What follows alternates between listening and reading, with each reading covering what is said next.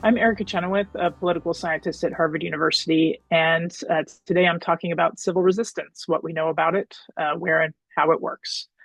So, civil resistance is a technique of struggle where ordinary people decide to work together in a coordinated, strategic way to defend, demand, and improve democracy through nonviolent means. And what makes it successful is typically four things. The first is the ability of people to organize large scale participation and build momentum. The second is the ability to elicit loyalty shifts in key pillars of support. The third is the ability to maintain resilience even as violent repression escalates against a movement. And the fourth is the ability to innovate new methods of resistance beyond just street demonstrations in order to build pressure on the opponent without exposing a massive number of people to high risk.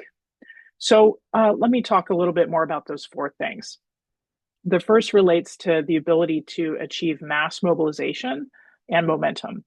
So you may have heard of the 3.5% rule, and the 3.5% figure references the fact that historically it's very rare for anti authoritarian movements to fail after they achieve a high threshold of participation, about 3.5% of a tipping point of active popular participation.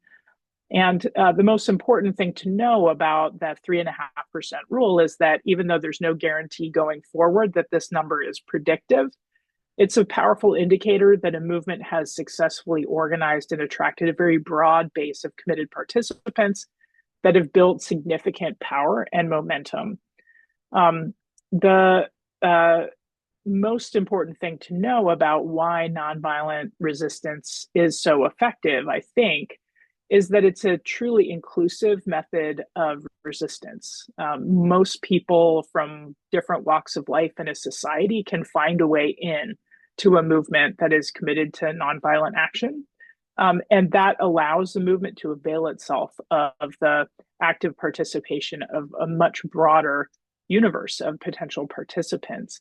And that is what lends its social power, its economic power, and its political power to the movement.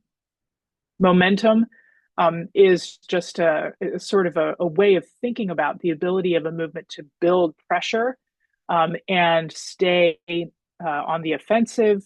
And one kind of cute way of thinking about movement momentum is in terms of linear physics. Margarita Beljoso and I did a study where we were looking at whether mass times velocity, as in linear physics, momentum would be stylized, could be kind of applied to movements. And so what we did was we multiplied the number of participants nationwide on any given day in a country by the total number of protest events that had happened in the prior week.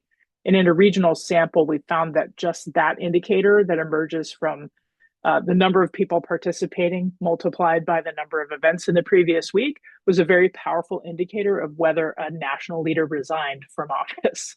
And so what this really suggests is just that people power isn't just about a huge number of people being in the streets, but it's about that building of pressure and the building of momentum. And so that kind of leads us into the second thing that explains the success of civil resistance campaigns, which is the ability to get people to defect from the opponent's pillars of support. So every autocrat, no matter how tyrannical, has to rely completely on really thousands of people in different pillars of society to go along with things in order to maintain their hold on power.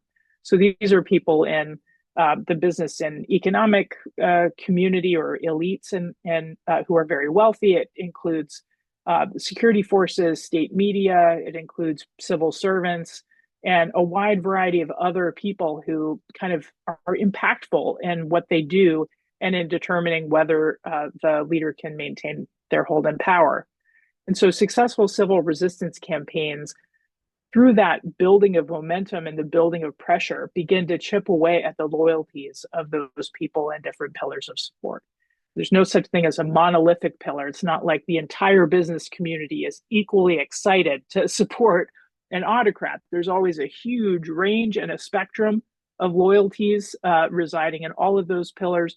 And that provides movements with opportunities to really begin to disrupt and pull apart those loyalties.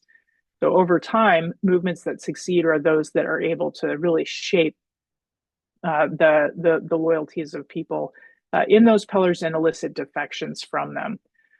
The third thing that successful movements do is that they maintain resilience and organizational discipline, even as repression against a movement might escalate. And that usually looks like preparing for and being able to activate what's called the backfire effect. And the backfire effect is something that was observed by Brian Martin and kind of theorized by him. But it's really the observation that, you know, there are types of repressive episodes against civilians that tend to actually make things much worse for the autocrat than before they happen. And that's when those episodes are viewed as unjust, disproportionate, and inappropriate, that's just sort of like not morally right to crack down on, you know, civilians who were not doing any harm to society. And so the idea is that movements that are prepared to demonstrate the unjustness of an episode of repression and who are able to communicate effectively about it, to document it in a way that shows that there's no doubt that this was unjust and who the perpetrator was, are going to be in much better position than movements that aren't able to shore up those capacities to make repression backfire. And then the fourth thing that successful movements do is they innovate new techniques of nonviolent resistance. So they're not just over relying on street demonstrations, but they're also engaging in different forms of economic, political, and social non-cooperation. The general strike, for example, is a powerful method of nonviolent action. Economic non-cooperation, withholding labor, is one of the most powerful forms of nonviolent resistance that societies have been able to develop. And the reason that they're important to the success of these movements is because the movements are often able to rely on those types of techniques when street demonstrations and other more overt forms of resistance become too dangerous or risky because of repression or because of infiltration, provocation, and other things. So I think those four things that successful civil resistance campaigns do are kind of consensus factors leading to success. My colleague Maria Steffen and I wrote about them in our book Why Civil Resistance Works. Others like Kurt Schock, Peter Ackerman, Hardy Merriman, and Gene Sharp have written about similar factors, as has Charles Tilley, the sociologist, who referred to kind of worthiness, unity, numbers, and commitment as some of the most important things that movements that succeed are able to muster. So I think the couple other things I'll say about civil resistance, particularly in the more recent past, is that the number of civil resistance movements around the world struggling for kind of major goals like independence or anti-military occupation or self-determination or the ouster of a dictator has grown in kind of historic proportions. So there are more people in the past decade using civil resistance techniques than really in the past 25 years than in the entire 20th century. So it's become a much more prominent kind of technology of resistance than it was in the 20th century.